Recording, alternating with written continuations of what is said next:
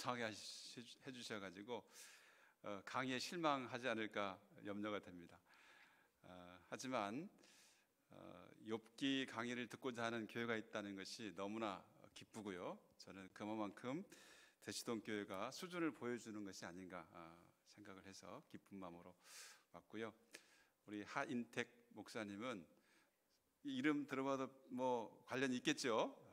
직접적인 뭐 친분 관계, 친인척 관계는 아닙니다. 아마도 적보로 올라가면 연결이 되겠지만, 그러나 이름이 매우 유사해서 마치 형제와 같은 느낌을 가질 수 있는데, 직접적인 이런 친인척 관계는 아니지만 이름이 비슷하다 보니까 저도 평소에 관심을 많이 가지고 또 제치동 교회를 위해서 기도합니다. 제치동 교회가 우리 하 목사님을 통해서 더욱 강건해지고 하나님의 뜻에 맞는 귀한 교회로 성장하도록 하는 마음을 늘 가지고 있기 때문에, 뭐 그런 마음이라면 우리가 주님 안에서 한 형제 자매로서 좋은 관계를 맺고 있는 것이 아닌가 생각을 합니다. 코로나의 끝자락에 와 있는 것 같습니다. 저는 코로나가 뭐 여러 가지 의미가 있겠지만 영적으로는 우리 교인들을, 우리 신자들을, 우리 그리스도인들을 알곡과 가라지로 나누는 어떤 시험대가 아닐까 이런 생각을 해봅니다. 지금 3년 정도 이렇게 지나는 과정에서 교회마다 굉장히 힘들게 지내왔고, 또 이제 우리 성도님들이 와서 든든히 서 있는 모습을 보인 교인들이 있는가 하면 그렇지 않은 교인들도 많이 있는데, 지금 여기 나와 계시는 분들은 적어도 알곡이 아닌가, 알곡 신자로서의 모습을 가지고 있는 것이 아닌가. 조금 더 말한다면 완전한 알곡이라고 말할 수 없겠지만 알곡이 되고자 하는 마음으로 가득한 분들이 모인 것이 아닌가 생각을 하고요. 수요 예배 때 이러한 무게 있는 모임을 갖고 또 강좌를 갖는다는 것도 대치동 교회가 가지고 있는 특별한 점이 아닐까, 저는 그렇게 생각을 합니다. 욥기를 뭐 많이 들어봤고 또 욥에 대해서 많이 알고 있을 것이라 생각합니다. 여러 가지로 욥기를 얘기할 수 있고요, 욥기의 내용을 소개할 수 있습니다. 우선 저는 욥기는 성경 가운데 용광로와 같다, 용광로와 같은 책이다라는 생각을 합니다. 용광로라는 것은 뜨거운 불이죠. 뜨거운 불을 통해서 이제 뭐 금속이나 재련하는 과정에서 이제 버려야 될 것은 버리고 얻고자 하는 금속 또는 제철, 뭐 다양한 결과물을 얻게 되는데요. 이 시간은 우리 모두가 내 신앙을 한번 욥기라는 용광로에 집어넣고 한번 점검해 보면 어떨까 싶습니다. 그런 의미에서 지금까지 여러분들이 가지고 있던 여러 가지 신앙에 대한, 하나님에 대한, 또 우리의 신앙의 의미에 대한 것들을 다 내려놓고 한번 욥기를 통해서 점검해 본 다음에 다시 찾은 내 신앙, 다시 찾은 하나님, 다시 찾은 성경, 다시 찾은 나의 삶은 어떤 것일까를 한번 생각해 보는 그런 계기가 되면 좋겠다 생각합니다. 제가 욥기를 6가지 명제로 정리해 봤습니다. 우리 화면이 나오는지 모르겠습니다. 준비되면 보여주시면 좋겠습니다. 네. 첫 번째 명제는요, 보상 없는 신앙이 가능한가? 라고 했을 때 욥기의 대답은 보상 없는 신앙이 가능하다 라고 저는 생각합니다. 우리 한번 따라서 하겠습니다. 보상 없는 신앙이 가능하다. 여러분들은 보상을 받고자, 보상을 기대하면서 신앙생활 합니까? 아니면 보상 없이 신앙생활 합니까? 나는 신앙생활 하는 것이 어떤 보상을 바라고 하는 게 아니고 그냥 하나님께서 주신 은혜대로 그게 만족해서 그것으로 내 신앙생활의 의미는 끝날 수 있다 라고 말할 수 있겠습니까? 대체로 우리는 어떤 보상을 바라고 일을 하죠. 지금 이 자리에 오신 것도 뭔가를 기대하기 때문에 올 수도 있어요. 보상이라는 것은 내가 어떤 일을 하면 그것에 대한 대가가 주어지는 것이죠. 우리가 살아가면서 그런 대가를 기대하지 않고 하는 경우는 거의 없을 겁니다. 무언가를 기대하기 때문에 내가 이 일을 통해서 얻어지는 유익이 있기 때문에 일을 하고 애쓰고 그렇게 하게 되지요. 그것이 우리가 살아가는 과정에서 우리가 마음 자세로 가지고 있는 내용일 것입니다. 그런데 욥기는 보상 없는 신앙이 가능하다라는 것을 보여준다는 것이죠.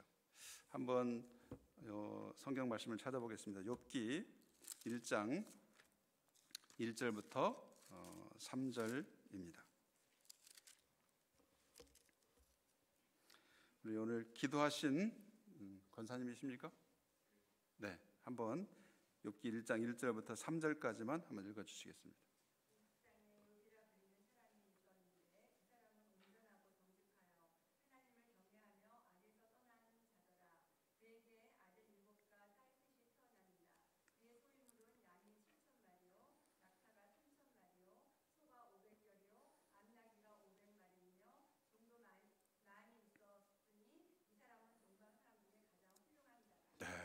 욥을 소개하고 있어요. 욥의 신앙 그리고 욥의 삶을 보여주고 있습니다.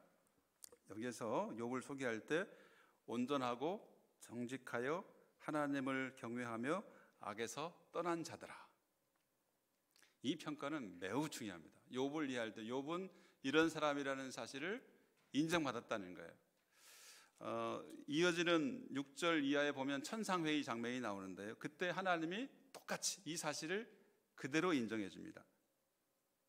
8절 말씀 보면 여호와께서 사탄에게 이르시되 내가 내 종 욥을 주야에 보았느냐, 그와 같이 온전하고 정직하여 하나님을 경외하며 악에서 떠난 자는 세상에 없느니라. 하나님도 인정해 주는 사람이었어요. 자, 우선 이런 사람이었다는 것을 기억해야 됩니다. 욥은 다른 말로 말하면 노아처럼 의인이었다라고 말할 수 있을 만큼 신앙적으로 모험적인 삶을 살았던 삶입니다. 그래서 에스겔서 보면 세 사람이 등장하죠. 노아, 다니엘, 욥을 데려와 봐라. 이 세 사람을 데려와서 아무리 너희가 나를 구원해달라고 하더라도 안 된다라는 말씀을 하시죠.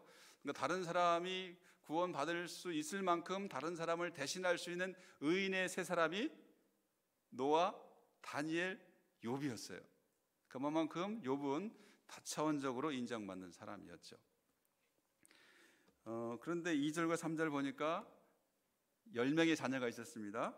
7 아들, 딸 셋, 그리고 재산도 굉장히 많았어요. 이것은 단순한 숫자적인 의미뿐만 아니라 그것이 이 숫자가 상징하는 바도 같이 생각해야 됩니다. 3 더하기 7은 10이죠. 10이라는 숫자는 여러분들 어떻게 생각되세요? 불완전한 숫자입니까? 완전한 숫자입니까?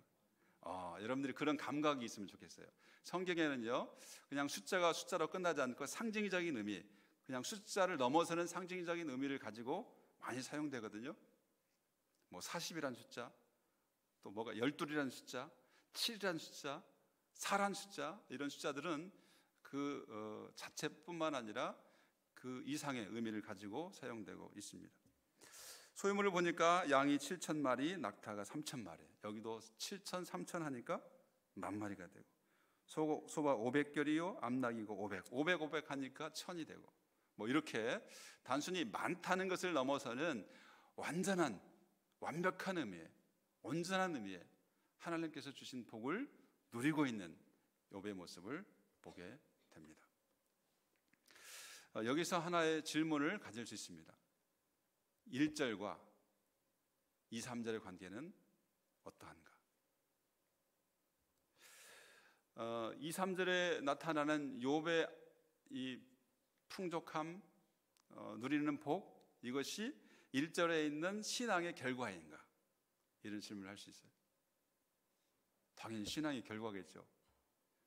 신앙생활을 잘하니까, 하나님을 잘 섬기니까 하나님께서 복을 주시는 거 아닌가요?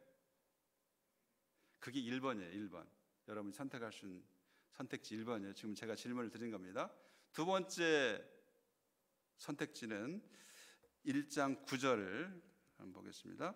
사탄의 질문에 있습니다. 우리 앞에 계시는 장로님이십니까? 네, 집사님 1장 9절 한번 읽어주시죠. 1장 9절.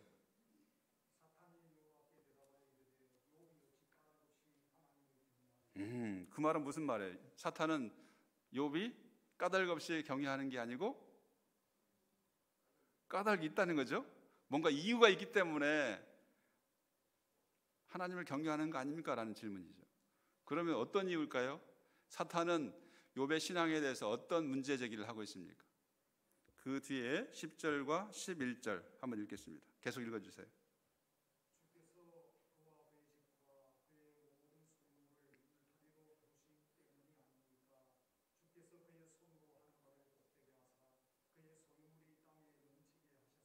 오케이, 거기까지만요. 그 이유가 뭡니까?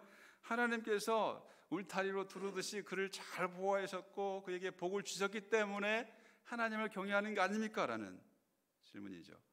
두 번째 답은 하나님이 복을 주시니까 신앙생활을 잘한다라는 거예요. 지금 1절과 2, 3절의 관계를 거꾸로 생각하는 거예요. 첫 번째 옵션은, 선택지는 신앙생활 잘하니까 하나님 복을 주신 거다. 두 번째는 그걸 넘어서서 하나님께서 복을 많이 주시니까 울타리로 보호하듯이 하나님께서 보호해 주시니까 욥이 자신의 신앙을 잘 지키고 있는 것이다. 두 번째예요.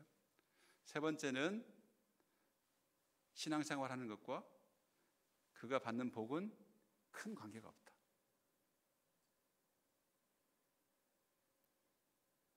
자, 여러분들 한번 생각해 보세요. 나는 신앙생활 해보니까 신앙생활 잘하면 하나님 분명히 복을 주신다. 1번. 두 번째, 이렇게 신앙생활을 잘하는 것은 복을 주셨기 때문에 그에 대한 응답으로 하는 것이다. 세 번째는 내가 신앙생활을 잘하는 것과 나에게 주어지는 복은 그렇게 큰 상관이 없는 것 같다. 신앙생활 잘해도 복을 못 받는 경우도 있고, 하나님 앞에 잘 살지 못하는 것 같은데도, 심지어는 하나님을 섬기지 않은데도 잘 사는 경우도 있더라. 1번이라고 생각하시는 분 한번 손 들어보세요. 1번.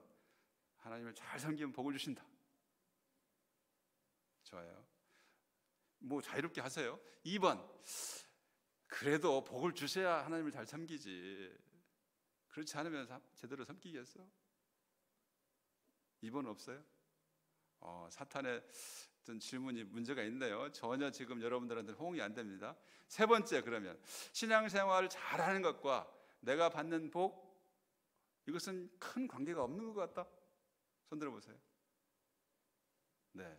그러면 나머지 분은 뭐예요? 침묵이에요. 이 셋 중에 없습니까? 네 번째 뭐가 있을까요? 네. 그래요.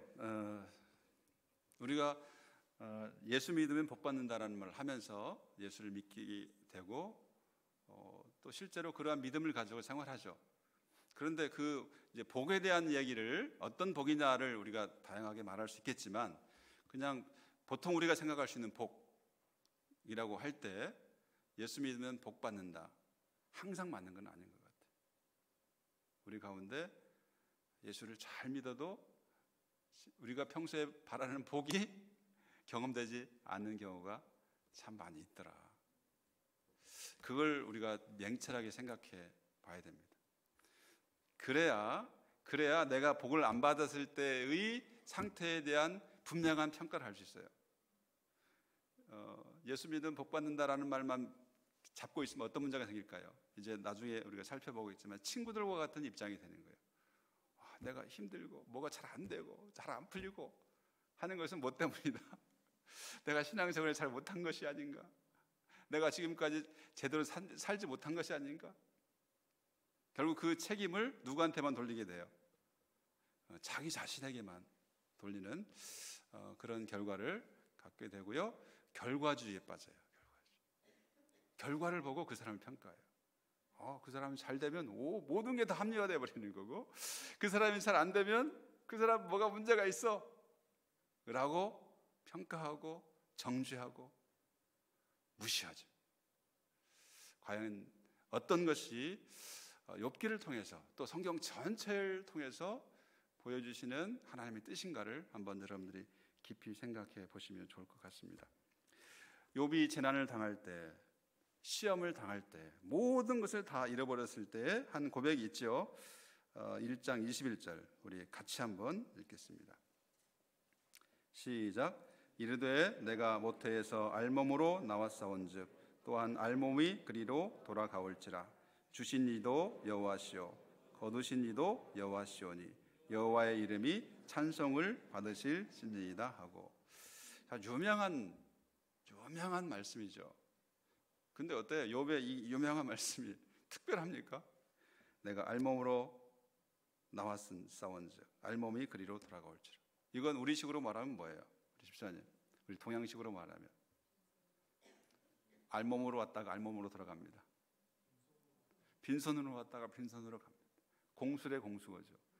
이것은요 인류 공통으로 깨닫는 가르침이에요. 그 누구도 이 가르침을 부정할 수가 없을 거예요. 누가 지금 뭐 양손에 엄청난 것을 들고 나옵니까? 돌아가실 때 양손에 어떤 엄청난 것을 가지고 돌아가십니까?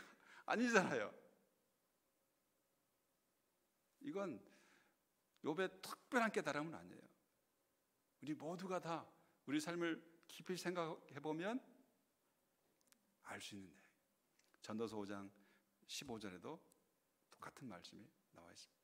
자, 그런데 이때 욥의 응답 속에 담겨 있는 의미는 뭘까요? 어떤 그 내가 가지고 있는 물질, 내 복 이것만을 위해서 살고 있는 것처럼 보여요? 아니면 그것을 초월하는 것처럼 보여요? 내가 지금 그렇게 많은 것이 있다가 사라졌어도 결국 인생이라는 이런 거니까 그 인생의 깊은 삶의 의미를, 삶의 모습을 통찰하고 인정하는 거죠. 주신 이도 여호와시오 거두신 이도 여호와시오. 이건 욥기 전체에서 매우 중요한 질문이 될 수 있습니다. 여호와는 누구라는 거예요? 어떤 분이라는 거예요? 어떤 일을 하실 수 있다는 거예요? 두 가지 동사로 지금 압축하고 있어요. 여호와는 뭐 할 수도 있어요? 주실 수도 있어요. 근데 여호와는 뭐 할 수도 있어요? 가져가실 수도 있어요.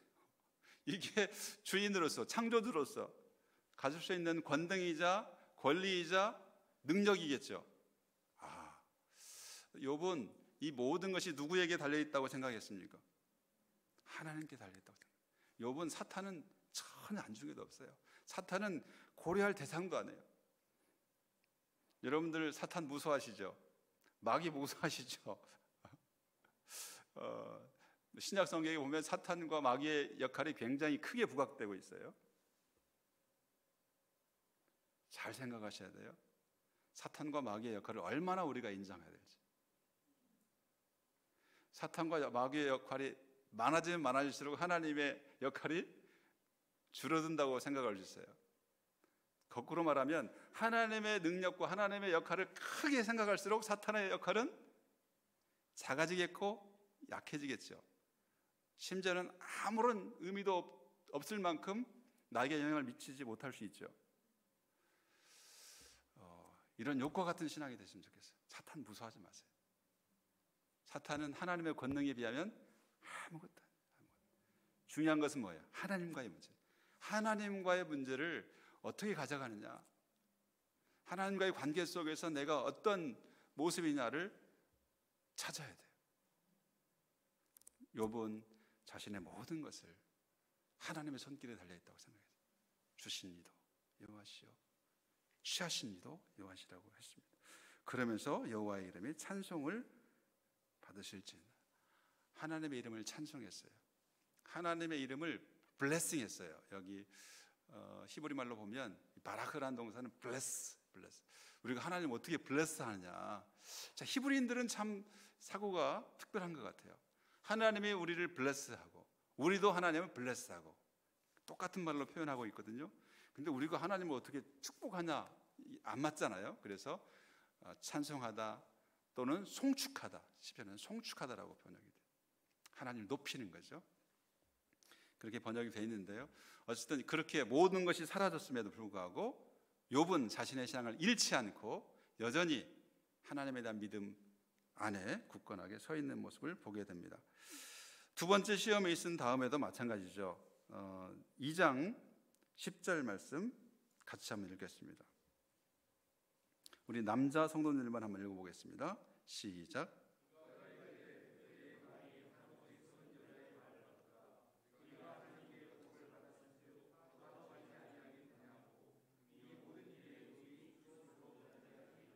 아멘. 우리 남자 성도님들, 하나님께 복을 받으니까 화도 받을 수 있다는 거 인정하십니까?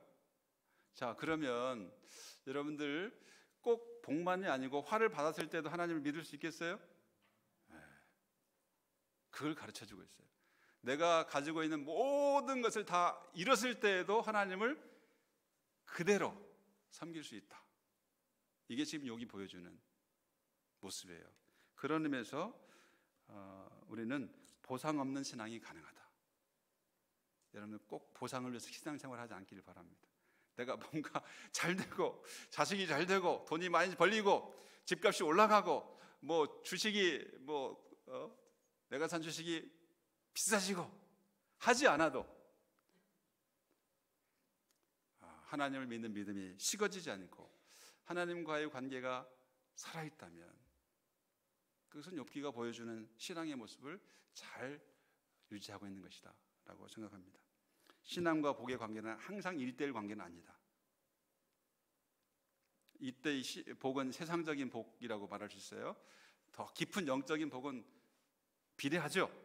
하나님께서 영적인 복으로 채워주시는 것은 얼마든지 비례하다고 말할 수 있어요. 여기서 말하는 복, 보상은 우리가 세상 가운데 기대하는 어떤 물질적인 세상적인 복을 의미합니다. 그런 보상 없이 그런 복을 받지 않는다 할지라도 하나님을 굳게 믿는 정말 아름다운 멋있는 욥과 같은 그런 신앙생활 할 수 있기를 바랍니다. 두 번째 보겠습니다. 두 번째는 이유 없는 고난이 가능하다입니다. 한번 따라서 하겠습니다. 이유 없는 고난이 가능하다. 동의하십니까? 나 이유 없이 고난 당할 수 있다. 자, 이때 이유라는 것은 그 고난을 당할 만한 죄를 짓지 않은 거예요. 내가 뭔가를 잘못하지 않은 거예요. 내가 뭔가 잘못하지 않았어도 죄를 짓지 않았어도 고난이 올 수 있다라. 자, 친구들의 발언의 핵심을 보면 4장 7절 한번 보겠습니다.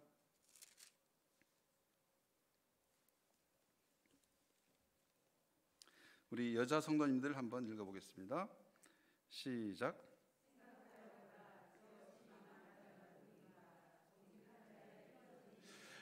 이 엘리바스의 질문은 어떤 답변을 기대하고 이런 질문을 하는 것일까요? 죄 없이 망한 자가 있다 없다? 있다 없다? 죄 없이 망한 자가 있다라는 것을 기대하면서 이런 질문을 할까요? 아니면 죄 없이 망한 자는 없어라고 말하기 위해서 이런 질문을 할까요? 정직한 자의 끊어짐이 어디 있는가라는 말은 정직한 자는 끊어지지 않는다라는 것을 말하고자 할까요? 아니면 끊어진다는 것을 말하고자 하는 걸까요? 그렇죠. 이거 수사의문이라고 해요. 수사의문. 수사의문이라는 것은 어떤 몰라서 하는 게 아니고 알면서도 상대방에 대한 답변을 통해서 자신이 말하고자 하는 말을 말하기 위해서 하는 거예요. 그러니까 죄 없이 망한 자가 누구인가? 없다. 정직한 자의 끊어짐이 없다라는 것을 강조하기 위해서. 어때요? 죄 없이 망한 자가 없습니까? 정직한 자는 결코 끊어지지 않아요. 8장으로 가보겠습니다. 8장 3절. 이제 빌닷이라는 사람이 이렇게 또 말을 합니다. 3절. 자, 우리 여자 성도님들 한 번 더 읽어주시겠습니다. 시작.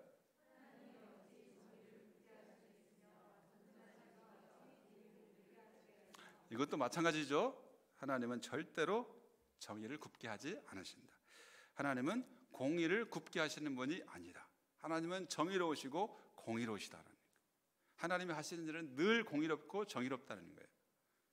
자, 그럼 어떤 결론에 이를까요? 지금 욥에게 당한 모든 일들은 하나님이 하신 일이죠? 자, 그럼 하나님이 어떻게 해요? 정의롭게 하셨어요? 불의하게 하셨어요? 대답해 보세요. 여러분들 결론은 뭡니까? 하나님은 결코 공의를 행하시고 불의를 행하지 않은 분이라는 사실을 인정하죠? 하나님은 공의로우시다. 인정 못하시는 분 계십니까? 인정 못하시는 분이 많이 있는 것 같은데요. 하나님이 공의로우셔야죠. 불의가 있으시면 안 되잖아요. 그건 우리가 당연하게 하나님께 고백할 수 있는 내용이에요. 자, 그렇게 할 경우에 어떤 문제가 생길 수 있느냐 하면 9장 17절, 우리 남자 성도님들 다시 한번 읽어보겠습니다. 시작.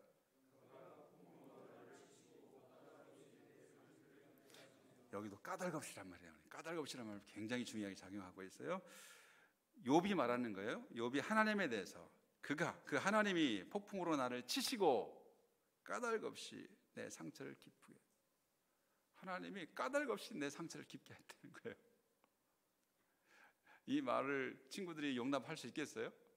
까닭없이 왔다는 거예요. 만약에 까닭없이 이렇게 욥을 힘들게 하고 상처를 주고 고난을 준다면, 그러면 하나님은 어떤 분이라는 결론에 이를 수 있어요? 공의로우신 분이에요? 불의하신 분이에요? 다시 말하면, 그러면 공의로우신 분이에요? 공의롭지 못하시는 분이에요? 공의롭지 못하시는 분이라는 결론이 나올 수 있죠. 그러니까 친구들은 그걸 용납할 수 있을까요? 없을까요? 없어요. 그래서는 안 되는 거죠. 여기에 지금 문제가 생긴 거예요. 그러면 과연 욥에게 닥친 고난은 어떤 의미가 있느냐라는 거죠. 이유가 있는 고난인가, 이유가 없는 고난인가. 다시 2장 3절로 가보겠습니다. 하나님이 욥에게 고난을 허락했을 때 어떤 동기 상황에서 허락했는지를 보여주고 있습니다. 우리 장로님들 계시죠? 장로님들만 한번 읽어보겠습니다. 시작.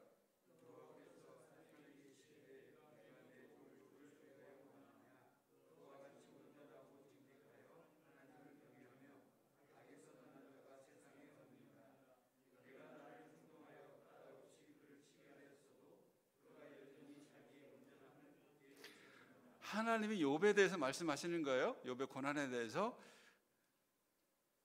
까닭 있게 쳤다는 거예요? 까닭 없이 쳤다는 거예요? 욥이 그런 고난을 당할 만한 이유 없이, 죄 없이 고난을 당하게 됐다는 거죠. 자, 이 문제는 욥기를 통해서 이런 하나님 모습을 보면 이제 하나님이 그러면 공의롭지 못한 하나님인가라는 질문이 당연히 나오겠죠. 분명히 나와야 됩니다. 그 질문을 우선 놔두고 욥기가 보여준 하나님의 모습, 욥기가 보여주는 욥의 고난 생각할 필요가 있어요.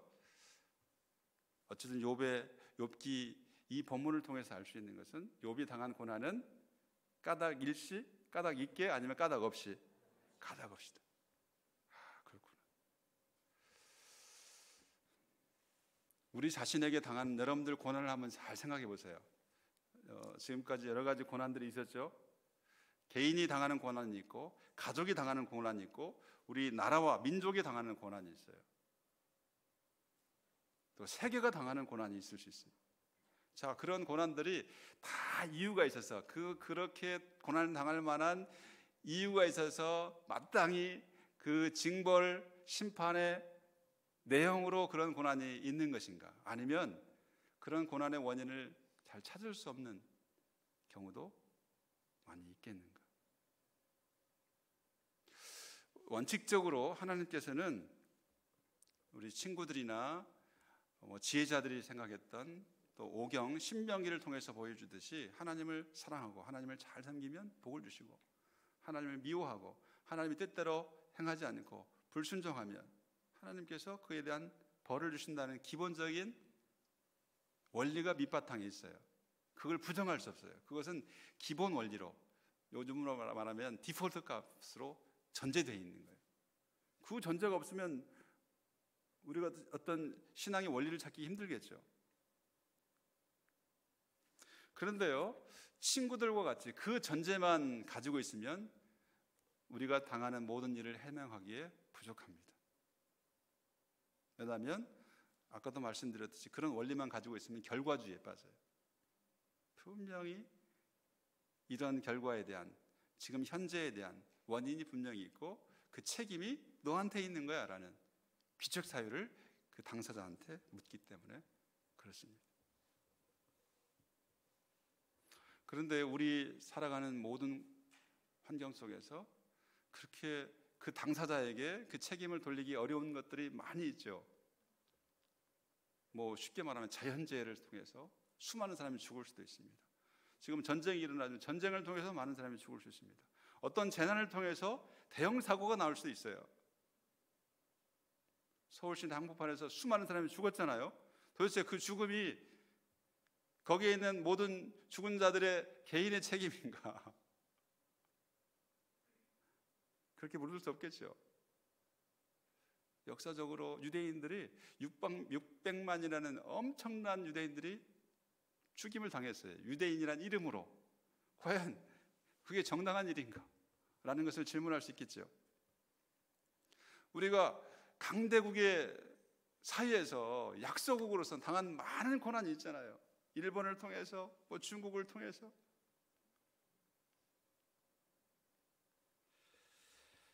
자, 그래서 우리가 이러한 내가 행한 것에 대한 어떤 하나님의 역사를 어떻게 표현할 수 있냐면 행위 화복 관계라고 말할 수 있습니다. 이건 이제 좀 신학적인 표현인데요. 행위 화복 관계. 그러니까 어떤 행위에 대한 화나 복이 임하는 관계가 어떠냐. 친구들은 행위 화복 관계가 항상 일치한다고 생각해요. 일치한다. 말씀드렸듯이 예를 들면 쉽게 말하면 하나님을 잘 섬기면 복 받고, 하나님을 잘 섬기지 못하면 벌 받고, 화가 임하고, 이것을 일치한다고 생각해요. 항상. 그러니까 지금 어떤 사람이 신앙생활을 잘하면 복 받는다는 기대도 될 수 있지만 거꾸로 갈 수 있다는 거죠. 복 받지 못하고 고난당하고 어려움을 당하면 그 사람이 무엇인가를 잘못했기 때문에 그런 것이다라고 정죄하는 거죠. 욥기는 그 단선적인 연결 관계를 끊게 만들어요. 욥의 고난은 PPT에 있죠.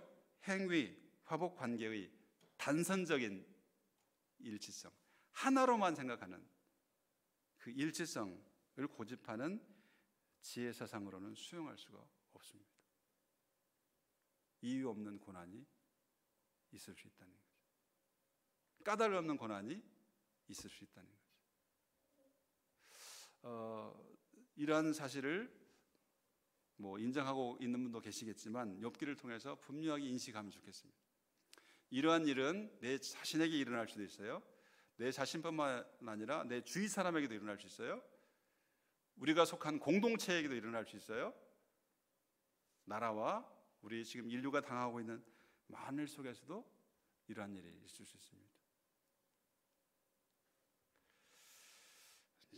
이런 이유 없는 고난이 가능하다는 사실을 인정하면 어떤 문제가 생기냐, 어떤 효과가 발생하느냐면 상대방에 대한 정죄가 줄어들 수 있어요. 내 자신에 대한 판단도 줄어들 수 있어요. 내가 잘못되면 항상 죄책감이 사줄 수 있어요. 내가 잘못해서, 내 자녀가 무슨 문제가 생기고 내 주위의 사람의 문제가 생기면 나 때문인가. 물론 자신의 책임을 통감하는 것은 중요한 일입니다. 좋은 일입니다. 그러나 그것이 이러한 교리적인 잘못된 판단에 의해서 그 생각만에 빠져 있는 것은 굉장히 안 좋은 거예요. 거기서 자유로울 수 있어야 돼요. 하나님께서는 까닭 없는 고난도 허락하시는구나. 내가 이렇게 잘못되는 거, 어려운 것이 어떤 분명한 내 책임만이라고 생각하는 것, 잘못된 것이구나 라고 좀 자유로울 수 있으면 좋겠습니다. 그러면 내 자신에 대한 자유로움도 생기고 다른 사람에 대한 자유. 그래서 고난당하는 사람에 대한 너그러운 마음이 생길 수 있어요. 저 사람 저거 안 돼. 저거 고쳐야 돼. 회개해야 돼. 돌이켜야 돼. 이렇게만 생각하고, 그럼 어때? 그 사람을 2번 죽이는 거예요. 그 사람은 그 재난 속에서, 고난 속에서 힘들죠? 또 주위의 시선을 통해서 더 힘들어지는 거예요. 하나님께서는 욥기를 통해서 그런 시선들을 좀 무뎌지게 만들어요. 여유로움을 갖게 만들고, 좀 더 다양한 차원에서 이 일을 평가할 수 있는 눈을 갖게 만든다. 그런 의미에서 이유 없는 고난이 가능하다라는 사실을 인정하고 받아들이고 또 적용할 수 있으면 좋겠습니다. 자, 세 번째 명제는 탄식은 고난의 상황에서 취할 수 있는 정당한 행동 방식이다라는 것입니다. 한번 따라서 하겠습니다. 탄식은 고난의 상황에서 취할 수 있는 정당한 행동 방식이다. 여러분들 탄식 얼마나 아십니까? 탄식이라고 했지만 영어로 말하면 complaint라고 번역할 수 있어요. complaint는 우리가 불평이죠. 불평. 우리가 많이 듣는 말 중에 원망하지 말라, 불평하지 말라. 그렇죠? 그게 원망과 불평이 결코 장려할 수 있는 신앙생활의 태도는 아니에요. 그런데요, 좀 더 깊이 생각해 보면 때로는 원망해야 돼요. 때로는 불평해야 돼요. 이걸 지금 욥기의 용어로 말하면 탄식이에요. 탄식이라는 것은 자기의 지금 현재 상황에 대한 만족이 아니에요.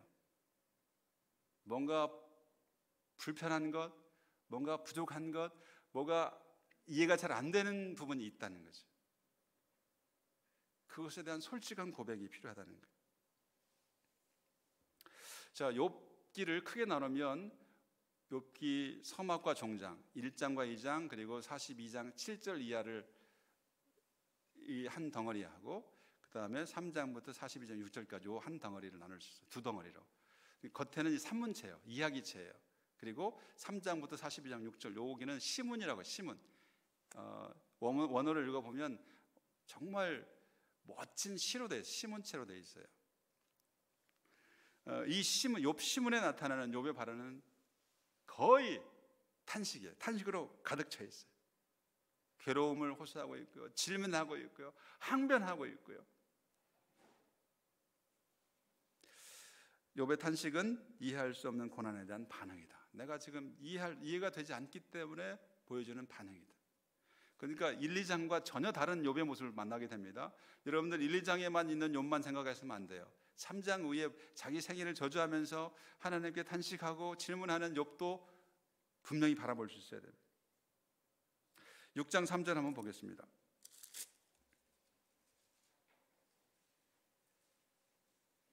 우리 안수 집사님들 계십니까? 자, 안수 집사님들 한번 읽어보겠습니다. 시작.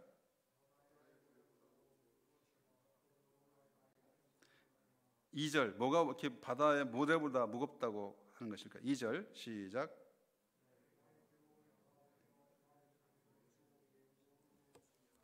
나의 괴로움을, 나의 파멸을 저울에 단다면 바다의 모래보다 무거울 것이다. 자신의 괴로움과 파멸로 인식되는 고난이 크다 적다, 이건 누구도 너무 정말 감당할 수 없을 만큼 힘들다라는 거죠. 그렇죠? 자기 자산 다 잃어버렸죠. 열 자녀가 하루아침에 죽임을 당했죠. 건강도 지금 망가졌죠. 일반 사람들과 어울릴 수 없을 만큼 제 가운데 자기 몸을 긁고 있는 욥입니다. 10장 1절 한 번 더 읽겠습니다. 우리 안수 집사님들 10장 1절 시작.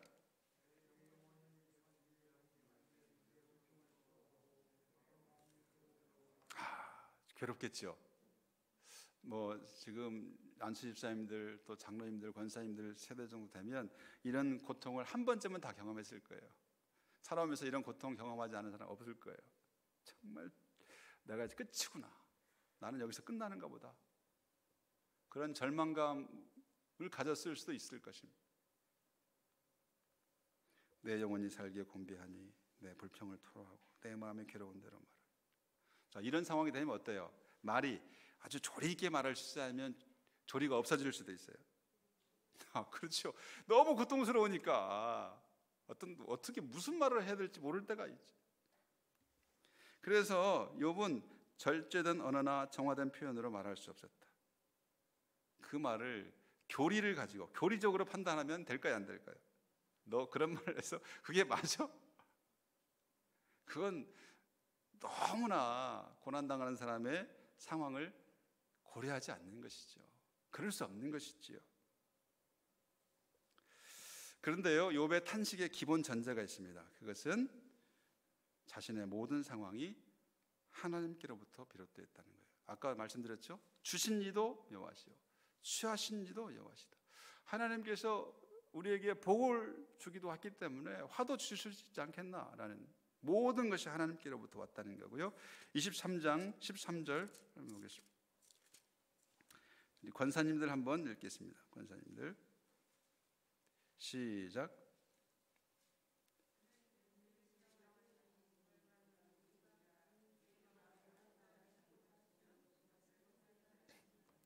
이 모든 것을 지금 하나님이 하셨다는 것을 이렇게 표현하고 있습니다. 16절 시작.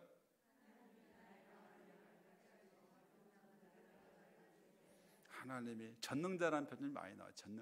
전능자는 거 뭐예요? 모든 걸 할 수 있다는 말이죠. 어떤 것이든지 하실 수 있는 분이라는.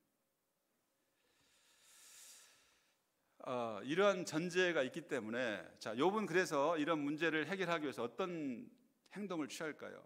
이렇게 고통스럽고 어려운데 이 모든 것이 궁극적으로는 하나님께로부터 왔다는 것을 생각한다, 믿는다면, 알고 있다면 그 문제 해결을 위해서 누구한테 달려갈까요? 그렇죠. 그래서 끝까지 욥의 말을 보면요, 하나님을 부정한 적이 없어요. 욥과 친구들의 발언을 비교해 보면 친구들은 하나님에 대해서 말했어요. 하나님께 말한 부분이 하나도 없어요.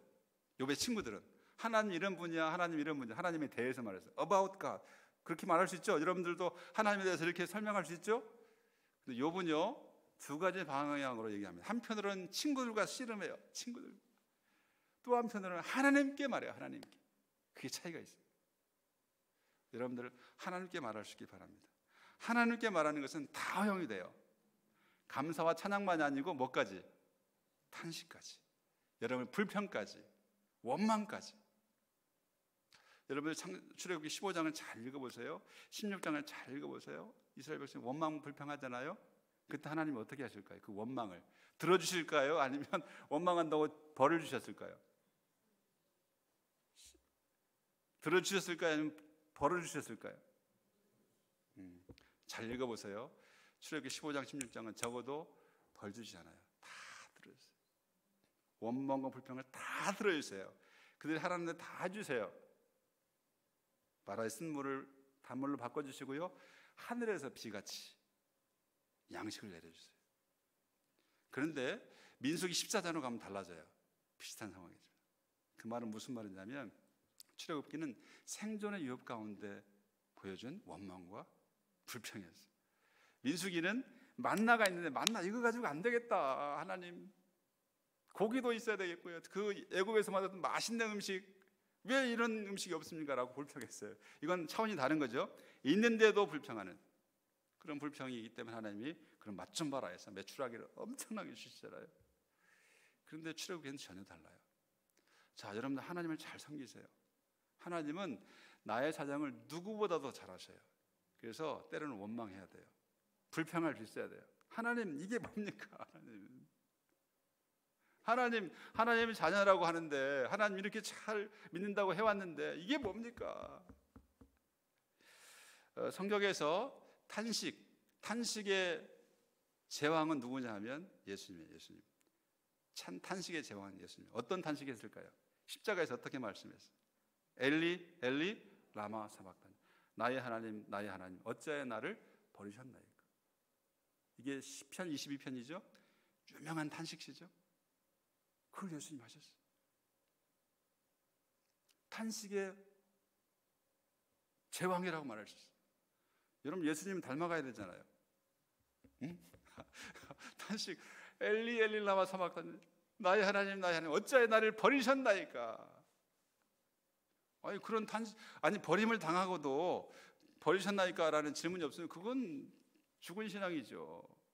하나님, 정말 살아계신 하나님을 믿는다면, 하나님 어찌하여, 왜 이런 고난을 당하게 하십니까?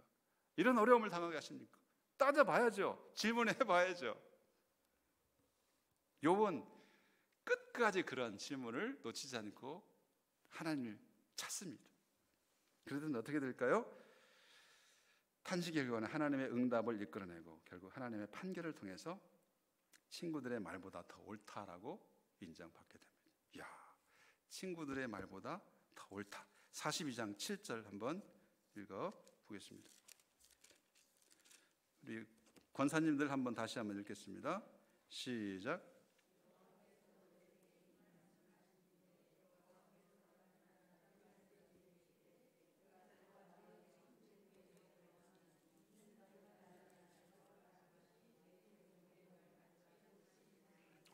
친구들과 욥의 말을 비교할 때 누가 더 옳게 말했다?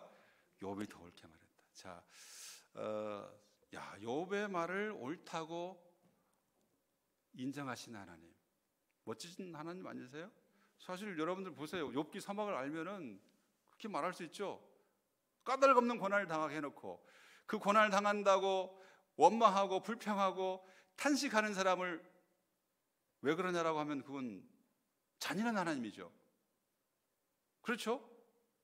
욥기를 통해서 보여준 하나님의 모습, 사실 우리가 쉽게 이해할 수, 평소에 만날 수 있는 하나님의 모습과는 좀 거리가 있을 수 있지만 우리에게 시사하는 바는 매우 큽니다. 하나님과의 관계 속에서는 우리가 숨길 게 없어요. 여러분들 숨긴다고 숨겨집니까? 그대로 보여주세요. 화나면 화난 대로, 이렇게 슬프면 슬픈 대로, 질문 있으면 질문 있는 대로. 그걸 좋아하셔요. 그럴 때 진짜 하나님의 응답을 경험할 수 있습니다. 탄식은 고난의 상황에서 취할 수 있는 정당한 행동 방식이라는 사실을 깨닫고 탄식하실 수 있고 탄식의 영성을 잘 가질 수 있길 바랍니다. 시편이 150편이죠. 150편까지 있죠. 가장 많은 시편의 종류가 뭡니까? 탄식시예요.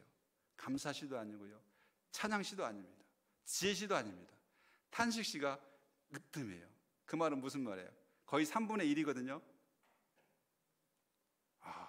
우리 신앙 가운데 탄식할 일이 그렇게 많구나. 탄식의 영성이 있어야 되겠구나. 탄식의 영성이 있어야 정말 균형 잡힌 올바른 신앙이 될 수 있다라는 사실을 기억하면서 이런 탄식의 의미를 잘 새기고 또 적용할 수 있기를 바랍니다. 자, 네 번째, 고난 당하는 자에게 우선적으로 요청되는 것은 공감과 위로다. 한번 따라서 하겠습니다. 고난 당하는 자에게 우선적으로 요청되는 것은 공감과 위로다. 친구들의 역할을 보면 오늘날 목회자라고 생각할 수도 있고요, 상담가라고 생각할 수도 있고요, 교사라고 생각할 수도 있고요, 선배라고 생각할 수도 있고요, 다양한 차원의 조언을 할 수 있는 위치에 있는 사람이죠. 지금 어려움을 당한 이웃이 있어요, 친구가 있어요, 학생이 있어요, 성도가 있어요, 이런 거죠. 자, 그럴 때 친구들이 어떻게 역할을 해야 되는가를 잘 보여줍니다. 친구들은 규범적이고 전통적인 신학과, 이걸 전통적인 신학을 정통이라고 말할 수도 있어요. 정통적인 신학과 지혜의 대표자로 나타납니다. 여러분들이 이 욥기를 읽어가면서 3장부터 42장 6절까지는 쉽지는 않아요. 스토리가 아니기 때문에, 논쟁 가운데 있기 때문에. 그런데 아마도 은혜가 되는 말은 친구들의 말이 되지 않을까. 그만큼 아주 올바른 말을 잘하고 있어요. 옳은 말을 많이 하고 있어요. 옳은 말을 정말 구구절로 옳아요. 지혜의 대표자로, 당대의 지혜의 대표자, 학식의 대표자, 신앙의 연륜의 대표자, 다양하게 평가할 수 있습니다. 그런데 문제는 그들이 가졌던 기본 원리가 행위, 화복 관계의 일치성에 대한 확신이 너무나 강했어요. 아까도 단선적인 일치성도 어떤 뭐 포괄적인 일치성을 생각할 수 있지만 단선적인 일치성에 대한 확신이 너무 강했어요. 모든 현상을 판단하는 기준이요 해결책이 되고 있습니다. 그럴 때 어떻게 될까요? 친구들은 결국 자신들의 지혜가 충분하지 않다는 사실을 깨달아야 했습니다. 다음에 이제 하나님의 발안을 통해서 생각해 보겠습니다. 그런 의미에서 친구들의 말을 평가하면서 우리가 어떤 평가를 내릴 수 있느냐 하면 어떤 교리라는 것은 가르침이에요, 교훈이에요. 또는 뭐 우리 장로교 우리 통합 측이 가지고 있는 교리도 생각할 수 있습니다. 이런 가르침이 도구화되고 딱딱이 굳어져 가지고 그 위의 것을 전혀 고려하지 않는 그 도구화된 교리가 되면, 그리고 이데올로기화 되면, 그것이 이데올로기가 돼 가지고 모든 것을 판단하는 기준이 되면 문제를 야기할 수 있다는 거예요. 욥과 같은. 이렇게 한번 질문해 보겠습니다. 성경이 우선입니까? 교리가 우선입니까? 성경이 우선입니까? 교리가 우선입니까? 답변이 시원치 않아요. 다시 한번. 성경이 우선입니까? 교리가 우선입니까? 여러분들 성경과 교리 중에 하나를 택해라 하면 여러분들은 성경을 택할 거예요? 교리를 택할 거예요? 할렐루야. 분명히 성경은 훨씬 많은 것을 포함하고 있어요. 교리는 그것을 압축해가지고 쉽게 이해할 수 있도록 간추린 것이라고 생각을 했습니다. 그럼 간추린 것은 분명히 뭐가 있어요? 간추리지 않은, 빠져나가는 게 있겠죠. 그렇죠? 이 간추린 것에 포함되지 않은 것이 있겠죠.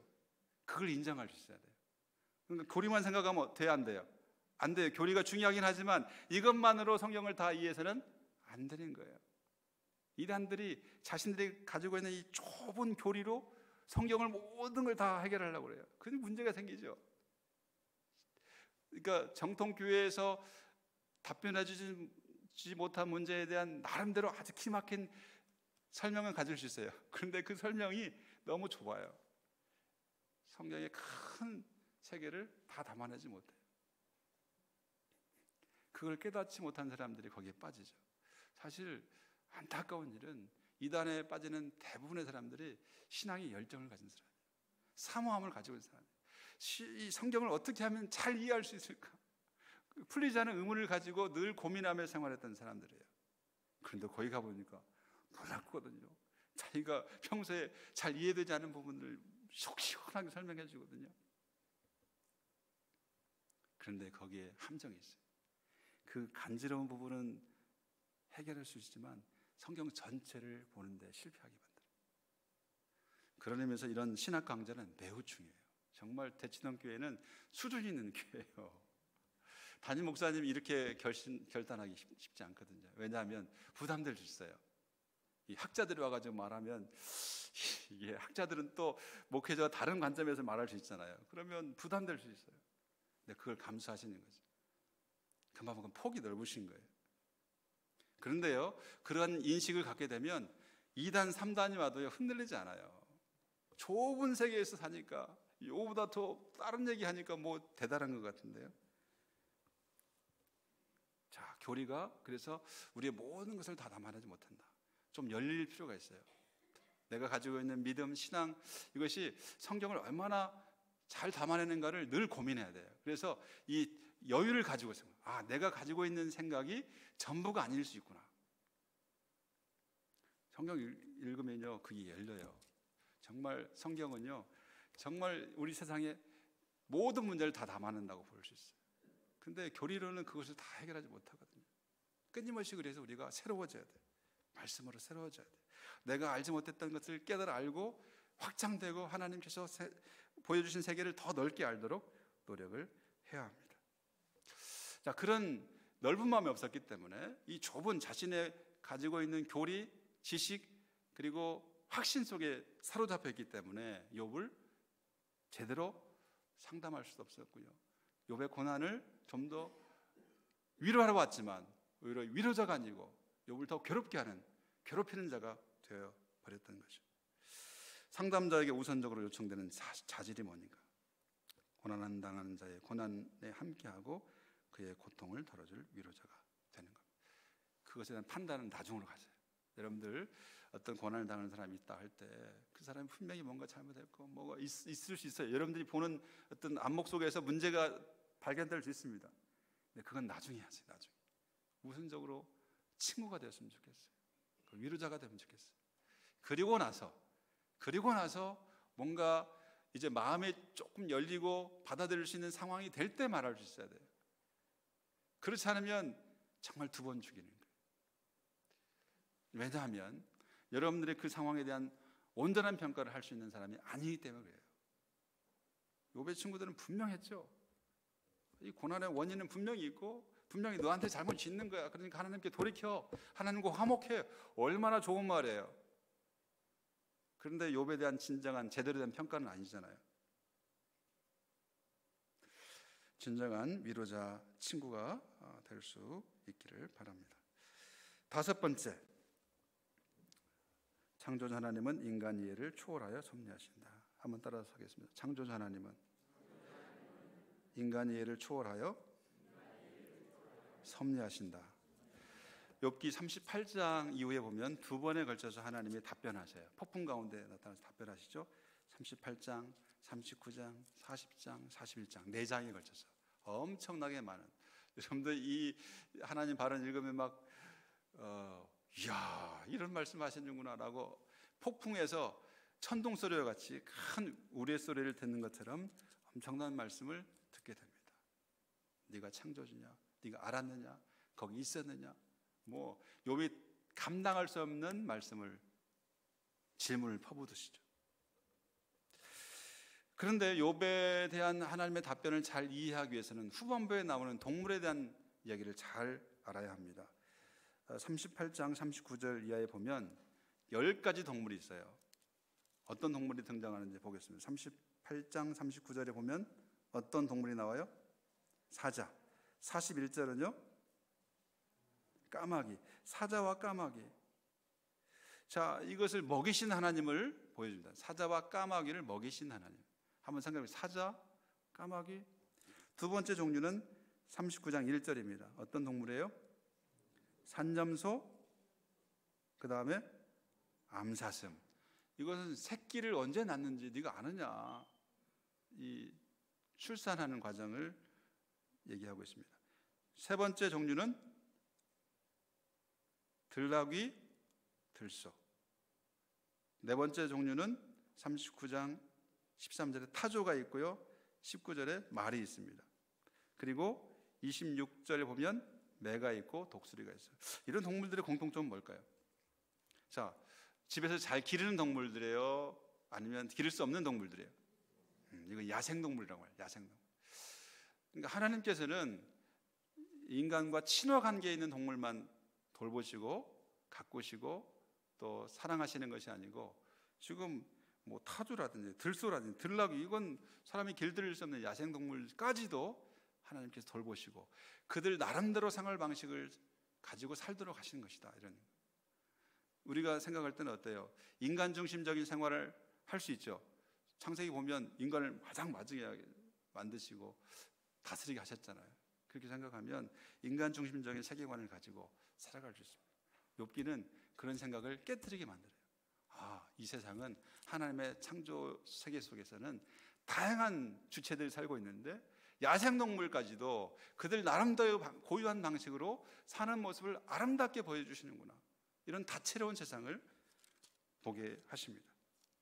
두 번째 답변에서는 크게 두 가지 동물이 주목이 되는데요, 40장 15절에 보면 어떤 동물이 나옵니까? 40장 15절에 소같이 풀을 먹는, 과거에는 하마라고 번역되어 있는 것입니다. 베헤못이 등장하고 있고, 41장 1절 어떤 동물이 등장합니까? 리워야단이 어떤 동물이에요? 과거에는 악어라고 번역됐어요. 자, 베헤못과 리워야단은 첫 번째 발언에 등장하는 10가지 동물과는 전혀 달라요. 10가지 동물은 다 우리가 확인할 수 있죠. 뭐 심지어는 동물원에 갈 수도 있고 야생에 가면 다 만날 수 있어요. 베헤못과 리워야단은 어떤 동물인가? 하마와 악어라고 하면 이해가 되죠. 근데 서술된 모습을 보면 하마라고 볼 수 없어요. 악어라만 평가할 수 없어요.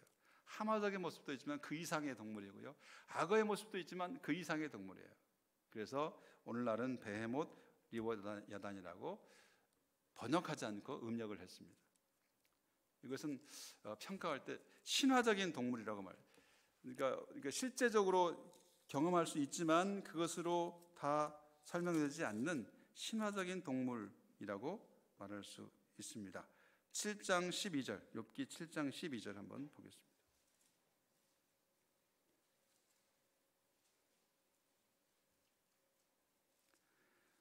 같이 한번 읽겠습니다. 시작.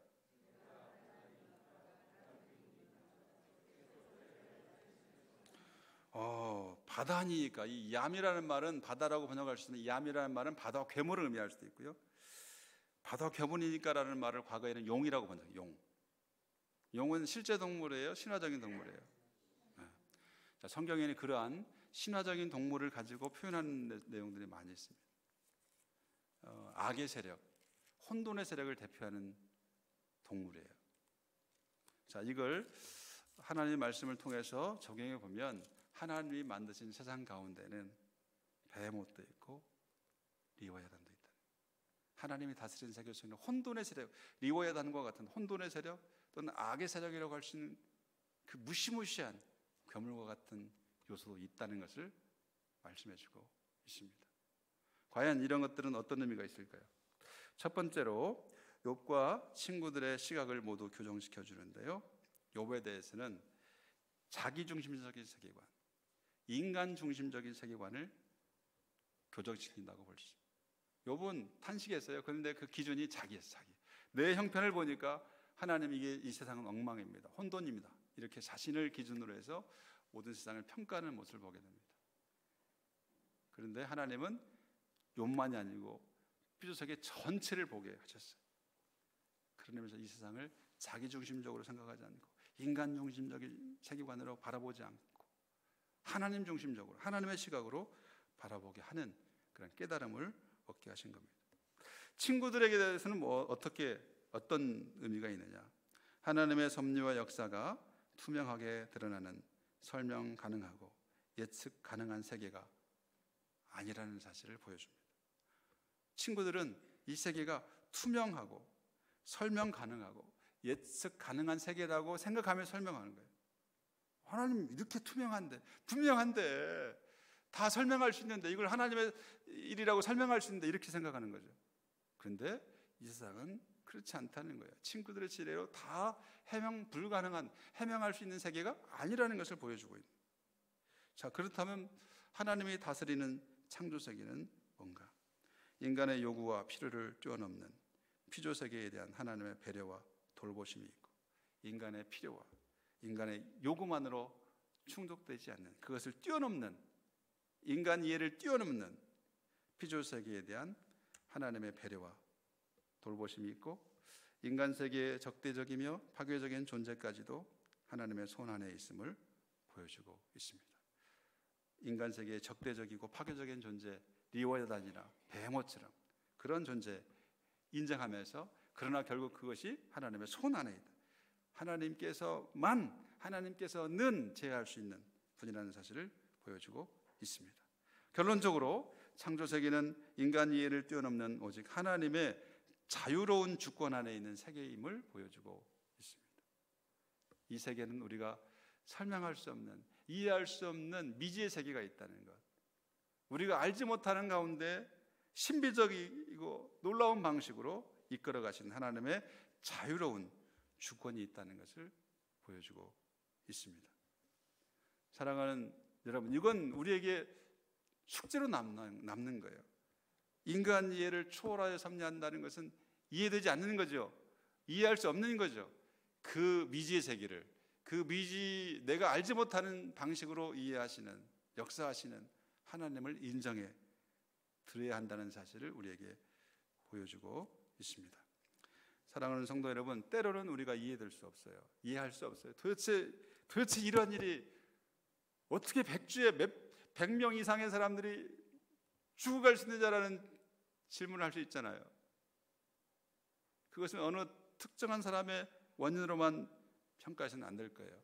때로는 우리가 질문으로 남겨놓을 필요가 있을 때가 있습니다. 그러한 우리 인간 이해를 넘어서는 방식으로 역사하시는 하나님에 대한 인정을 하도록 만드는 것이 욥기다 라는 말씀을 드립니다. 마지막 6번째입니다. 한번 따라서 하겠습니다. 하나님께 향하는 탄식과 질문은 응답으로 나타난다. 믿습니까? 네. 저는 이것이 성경 전체를 보면서 가지고 있는 제 화두예요. 질문과 응답이라는 것이 제 박사 논문 주제이기도 했고 제가 가지고 있는 기본적인 생각입니다. 질문하면 하나님은 답변하신다. 질문하면 답변하신다. 어떤 방식으로든 질문하면 답변하신다. 욥기는 그걸 분명히 보여주고 있어요. 하나님께서 질문한 대로 결국 답변해 주시는구나. 친구들이 답변을 먼저 하지만 친구들 속에서 온전한 답변을 얻을 수가 없었죠. 욥은 하나님과의 관계 회복을 원했고 그리고 대면을 하기를 원했습니다. 결국 만나죠. 하나님의 응답을 얻죠. 욥의 시각을 교정시키기도 하지만 욥의 탄식을 정당하다고 인정하며 그에게 회복을 허락하시는 분입니다. 우리 42장 5절을 우리가 오늘 말씀으로 읽었습니다. 한번 5절과 6절 같이 한번 읽어보겠습니다. 좀 시간이 갔는데요. 조금만 더 할게요. 네, 5절 6절 같이 읽겠습니다. 시작.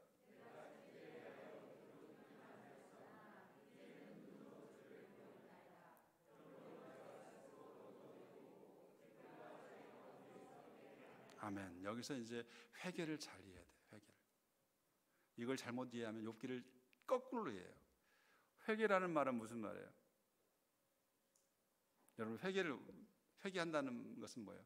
내가 잘못했습니다. 돌이킵니다. 다시는 그러지 않겠습니다. 이런 거죠.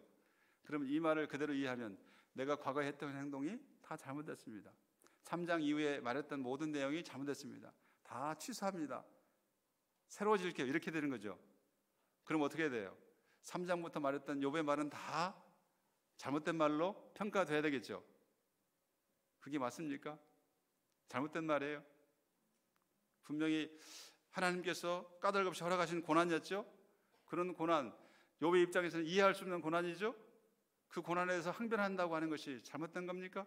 그것을 잘못했다고 하면 무자비한 하나님이시죠. 자, 그래서 회개라는 말을 잘 이해해야 돼요. 자, 이 회개라는 말이 동일한 말로 언급되는 것이 여러 곳에 있습니다. 창세기 6장 6절 말씀.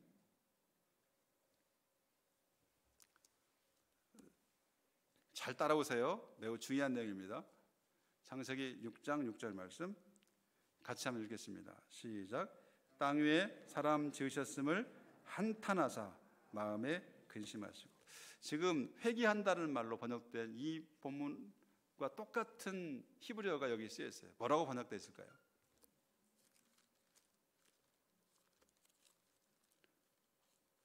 뭐라고 번역되어 있을까요? 추론해 보세요. 뭐라고요? 땅 위에 지으셨음을 한탄하사 마음에 근심하시고, 선택할 수 있는 동사가 몇 개 안 되잖아요. 한탄했다라고 보네요. 하나님이 인간을 지었음을 한탄했대요. 한탄했단 말은 무슨 말이에요? 내가 잘못했나 봐. 인간 안 지을 걸 그랬나? 괴로워하시고 자신의 행동에 대한, 영어로 보면 여러분 보세요. regret. 후회하다라고 말할 수 있죠. 그런 감정을 표현하고 있습니다. 사무엘상 15장 11절 읽겠습니다. 사무엘상 15장 11절. 우리 장로님, 안수집사님, 권사님도 아닌 분들, 자, 읽겠습니다. 시작. 오케이. 내가 사울을 왕으로 세운 것을 뭐 하신다고요? 누가요? 하나님 회하신대요. 오, 그러면 하나님이 잘못하실 수도 있단 말인가? 이렇게 생각할 수 있죠. 자, 똑같은 지금 히브리어인데 한쪽에서는 회개했다, 한쪽에서는 한탄했다, 한쪽에서는 후회했다. 요나스를 보겠습니다. 요나스 3장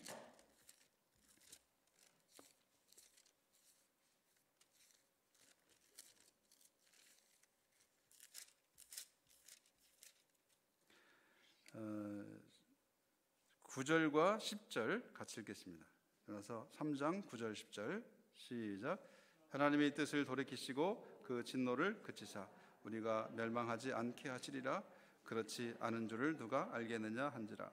하나님이 그들이 행한 것 곧 그 악한 길에서 돌이켜 떠난 것을 보시고 하나님이 뜻을 돌이키사 그들에게 내리라고 말씀하신 재앙을 내리지 아니하시니라. 여기서는 뭐라고 번역됐을까요? 한탄하다, 후회하다, 회개하다라고 번역되는 말이 뜻을 돌이키다. 뜻을, 하나님께서 니느웨를 향해서 재앙을 내리려고 했는데 니느웨가 회개하니까, 돌이키니까 하나님도 돌이키셨어요. 이게 니함이라는 동사의 니팔령입니다. 자, 그렇다면 욥기 42장 7절을 이해할 때 욥이 한 행동을 어떻게 평가할까요? 자, 자신의 행동을 한탄했다, 후회했다, 회개했다, 뜻을 돌이켰다. 이런 다양한 번역이 가능하겠죠. 이 가운데 가장 적절하게 느껴지는 게 뭐가 있습니까? 뭐 그런 뜻이 중접되어 있다고 볼 수 있어요. 그러나 우리가 죄를 짓고 죄를 회개한다는 의미에서의 회개라는 번역은 저는 적절치 않다고 봅니다. 그런 식의 회개는 아니다. 왜냐하면 하나님이 인정하신 것이 욥의 말을 더 옳다고 인정하시는 그 평가가 있기 때문에 그렇게 보는 것은 적절치 않다. 제가 볼 때 가장 적절한 번역은 뜻을 돌이키다가 아닐까. 뜻을, 생각을 바꾸는 거예요. 깨달음을 얻었던 거예요. 자기가 자기 중심적인 세계관에서 하나님께서 보여주시는 넓은 세계관, 이 세상에는 혼돈의 모습도 있구나. 저는 하나님의 발언이 욥을 막 질책하는 것처럼 몰아세우는 것 같지만 속으로는 매우 안타까운 마음으로, 측은한 마음으로, 사랑스러운 마음으로 질문하고 있지 않나 생각합니다. 욥을 동정하면서 그래, 네가 말한 것이, 네가 탄식하는 것이, 네가 문제 제기하는 것이 맞아. 하지만 더 큰 세계도 있다는 거야. 라는 욥을 향한 애정을 가지고 질문을 퍼붓고 말씀하시는 것이 아닌가. 욥은 그 마음을 알았던 거죠. 그러니까 지금까지는 귀로 들었지만 이제는 눈으로 봅니다라는 고백을 하는 거죠. 한 차원 높아지는 거죠. 하나님의 세계에 더 가까워지는 거죠. 자기 중심의 세계관에서 넓은 세계관으로 눈이 열린 거죠. 그런 고백과 함께 욥의 깨달음, 전환, 발전, 성숙이 있은 다음에 욥기 정장에서는 달라져요. 모든 것을 나눠주고요, 있는 것을 아름답게 보고 누리는 욥의 모습을 보게 됩니다. 이러한 발전 과정을 여러분들이 날마다 경험할 수 있기를 바라고요.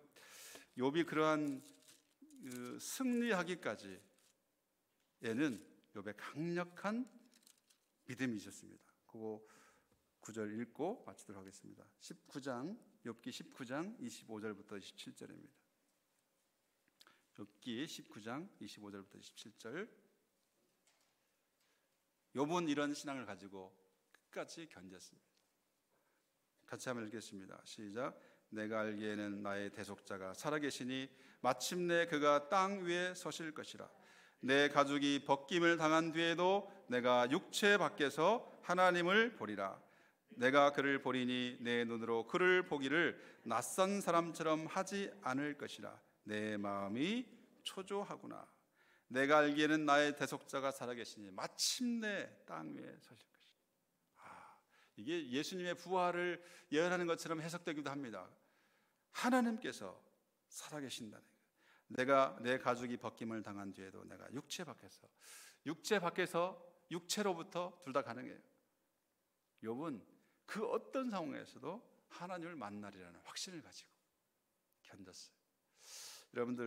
여러분들의 삶이 아무리 힘들어도 욥과 같은 믿음으로, 내가 육체를 벗김을 당한다 할지라도 내 몸이 산산이 부서지고 다 무너진다 할지라도 내가 하나님을 만날 수 있다, 만날 것이다, 하나님이 살아계시다 라는 불굴의 믿음을 가지고 하나님을 만나시고 또 여러분의 고난과 어려움들을 이겨나가시고, 그래서 욥이 누렸던 것처럼 하나님을 더 깊이 만나고 하나님의 세계를 더욱 크게 경험하는 여러분의 삶이 이어지기를 기원드립니다. 기도하겠습니다. 주님, 감사합니다. 참으로 평소에는 경험할 수 없는 놀라운 하나님의 역사를 욥기를 통해서 경험하게 하시고 생각하게 하시고 깨닫게 하시니 감사합니다. 내가 지금까지 가져왔던 신앙을 깨뜨리며 확장시키며 끊임없이 하나님의 말씀에 비추어서 내 자신을 변화시키며 내가 알지 못하는, 내가 이해하지 못하는 방식으로 이해할 수 있고 또 섭리할 수 있고 역사하실 수 있는 그 크신 하나님을 만나는 저희들 되게 하여 주시고, 까닭 없는 고난을 통해서, 이유 없는 고난을 통해서 고난당하는 사람들도 품을 수 있고 위로할 수 있고 친구가 될 수 있는 복된 역사를 누리며 나누는 저희 모두가 되게 하여 주시옵소서. 감사하며 예수님의 이름으로 기도하옵나이다.